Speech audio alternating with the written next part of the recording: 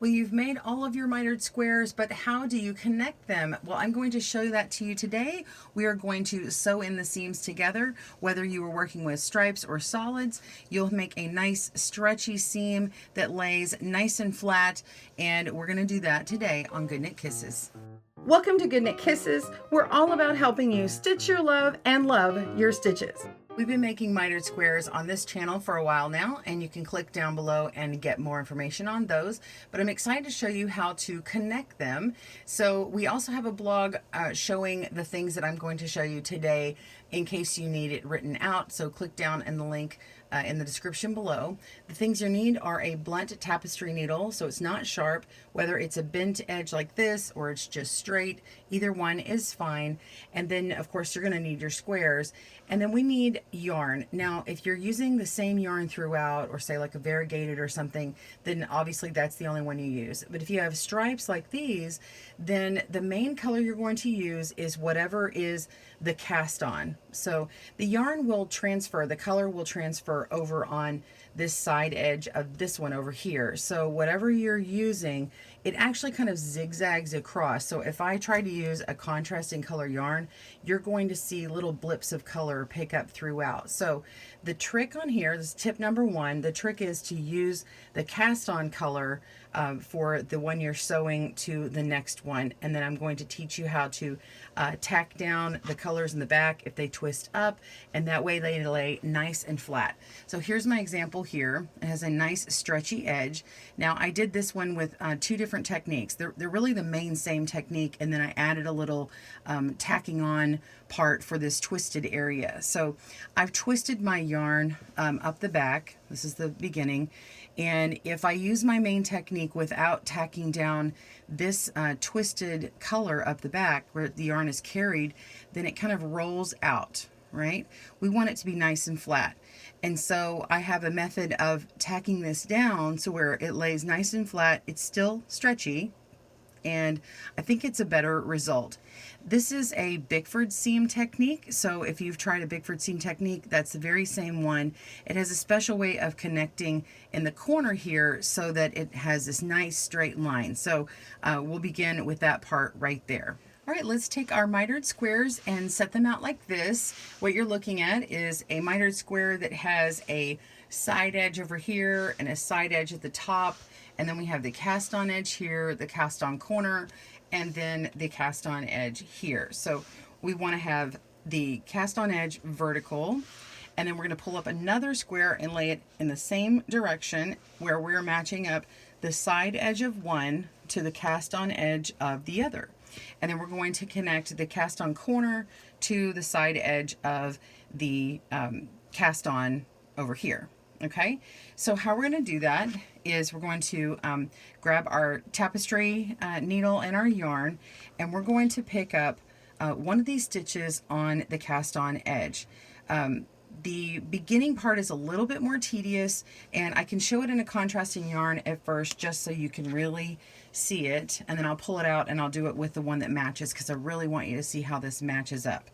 So let's pull up this corner, and first of all you see we have two columns. Okay, so we have a column on the left and a column on the right, and they're really the center. So we're going to follow the column on the right and go all the way down until we see the cast on edge. There's that chain edge here, and we just want to do the top part. So we're just going to put our needle from the back, it's really from the middle of that stitch, and then pull it up to the front or the right side. Pull through and have a nice little tail because you're going to weave that in later. And then we're going to come over to the other side, and you've got your cast on edge, and just follow that along until you get to the last stitch. And then we're actually going to go up one, and we're just going to pull through the side, not the actual cast on, but the side of that, the first stitch that comes up. Okay, so go from the back to the front and pull through.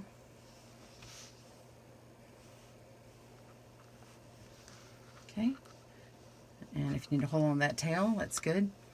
And then coming back over to the corner, we're going to go right back into where the corner stitch was, and you can see in between the ridge and the cast on, you go right where that stitch came out, and you can pull up, and there's a V stitch.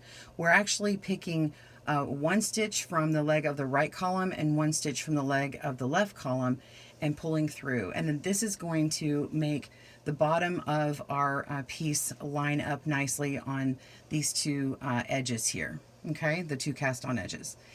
Okay, now this is where it actually starts the Bickford seam.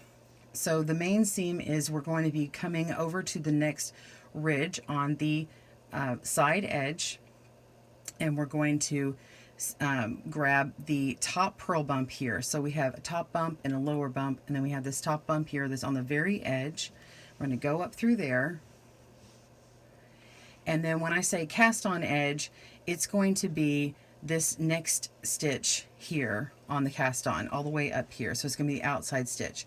Where it's at the corner, it seems really close because we came through that side stitch of the corner cast on, but we do need to make sure and get this one here, and all the ones next are going to be like whatever's up to the next loop. Okay, so this one's here, pull through, and don't pull too tightly. You want to pull snug, but don't over tighten or else it's going to bunch in. And then you come back over to this other side and pick up the top purl bump again and pull through. So I'm going to pull this out and do this on my other one and show you how you're actually going to be picking up some stitches in the back if you have the yarn twisted. If you don't have the yarn twisted where you're carrying the yarn up the side, then you just won't bother picking up those stitches. But the main Bickford, all it is going through the top purl bump and then of the side edge, and then you go through the cast on loop here. Okay, that's it. So if you're not twisting the yarn up the side like this one and carrying it, then all you need to do is that and continue. So I'm going to pull this out and show you how to tack down this yarn that's in the back. So let's do this again over here. Now I've got my color A, which is my main color on my cast on. So we're using the same cast on color. Let's do this again where we go through, find the right column, go all the way down, pick up that purl bump, pull through and leave a tail, come over to my other cast on from the side edge though. So we're going through the side and pull through, gonna hold on to that tail here, and then now we need that corner stitch. Just go up from where you can pull your yarn to see where it is. Just follow your way down, go in between the ridge and the cast on and pick up that stitch. This is the only time you do this. Pull it nice and snug so we have a nice lined up piece here. Okay, so we're going to go back and forth between side edge and cast on. When I say cast on, we're picking up one of these side stitches, the very front of the cast on. When I say side edge, we're just going to be picking up this outside purl bump from the ridge. So I'm going to go up to this first ridge because we haven't done that one yet and pull up. Now I'm on color A, same as my yarn, and so it matches and it's fine, but I want to make sure and keep this color B tacked down. So I can go to the back and look, and I'm just going to grab the yarn that is right below, that is from my same color that I'm working on. So I'm going to just pull through, okay? And then I'm going to come over to the cast on edge and find the stitch that I need to go through. And I'm going to pull this one. So this is the first cast on edge here.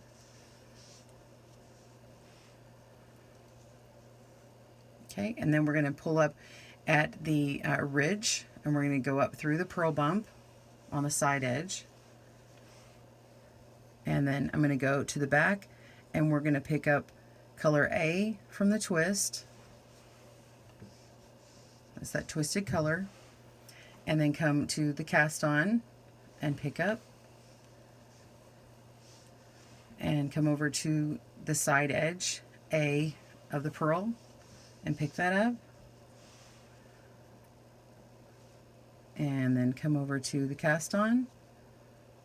And I know it's not this one because I can see where I've put the yarn through before, so I'm just going to follow my way up.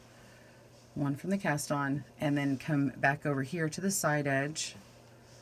And I happen to be in color B, and then I'm going to go to the back and I'm going to grab A so that I can tack it down. We're going to go through A of the cast on, not A of the cast on, but this is just A of the twist. Pull through and go to the next cast on and come back to the side edge and go up through the purl and go to the back and grab A of the twist, pull through, and then we're going to go to the cast on and come back over here to the ridge, the purl bump, and then we're going to go to the back. And I have color B in the twist, and I don't want to pull up from that, so I can either skip it or I can find the next A to tack down and go from there. So I'm going to just go ahead and go through A here in the twist and then come back over. I'm going to do the cast on. And so this area, I have 3 of the contrasting color here, and I definitely want to tack down the same color as my main color here. So we want to pick up the purl bump on the side edge, go to the back, and go to A on the twist, and go to the cast on, go back to the side edge, purl bump, and in the back to do A in the twist, and do the cast on, come to the side edge, and then go back to A of the twist. And so you can see how some of them are a little bit tight, but all I'm doing is just picking up and just poking right through there. I'm not trying to pull that stitch or anything. And then we go back to the cast on. And so you can see how this has been nice and loose, and there is no other color kind of blipping through. This blue is not peeking out here or anything.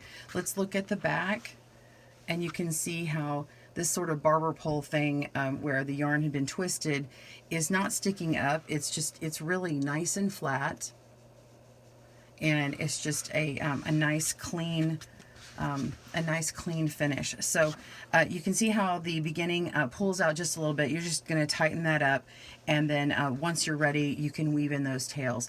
If you make a mistake, just lightly pull on here, and then just pull out with using your needle, and you can just undo what you had. But on the Bickford seam, never fully tighten this up or it will bunch. So I hope that you've enjoyed that today. This is what it should look like when you're done, and then you just weave in your tails and then pick up and start the next one. Thanks for joining us today, where we help you stitch your love and love your stitches. See you again soon.